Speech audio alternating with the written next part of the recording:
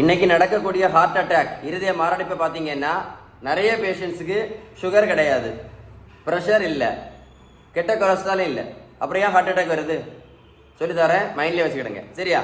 ஏன்னா இந்த insulin resistance தான் ரொம்ப ரொம்ப ரொம்ப ஆபத்தானது. இந்த இன்சுலின் ரெசிஸ்டன்ஸ் என்ன பண்ணும் அப்படின்னா பார்த்துக்கிடுங்க. என்ன பண்ணும் அப்படின்னா இரத்த குழாய்க்கு உள் பக்கத்தில் பிளாக், அதுக்கு பேர் தான் அத்தீரோஸ்க்ளீரோசிஸ் அப்படின்னு சொல்லுவாங்க. இந்த மாதிரி பிளாக் உண்டு பண்ணி இன்னைக்கு ஹார்ட் அட்டாக்ல நிறைய பேர் இறந்து போகிறாங்க.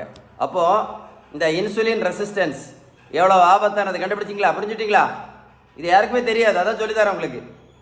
இந்த விஷயம் வந்து ரொம்ப ரொம்ப நியூ இன்ஃபர்மேஷன். இந்த வீடியோ ஒரு கூட போட்டு கேளுங்க, நான் கேட்ட கேள்வி கரெக்டாக இருக்கும்.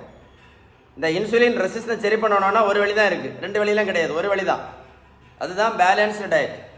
நீங்கள் பேலன்ஸ் டயட் கரெக்டாக ஃபாலோ பண்ணிங்கன்னா இன்சுலின் ரெசிஸ்டன்ஸ் சரியாகும். சரியாச்சுன்னா இந்த மாதிரி ஹார்ட் அட்டாக் எல்லாம் வராமல் தப்பிடலாம். புரிஞ்சுதா இல்லையா? புரிஞ்சுதா? வீடியோ சேவ் பண்ணி வைங்க, ஒர்க் அவுட்டை போட்டு கேளுங்க. நான் சொன்ன விஷயம் கரெக்டாக இருக்கும், இந்த வேர்ல்டில் நிறைய பேருக்கு யூஸ்ஃபுல்லாக இருக்கும். சரியா? ஷேர் பண்ணி கொடுங்க சரியா?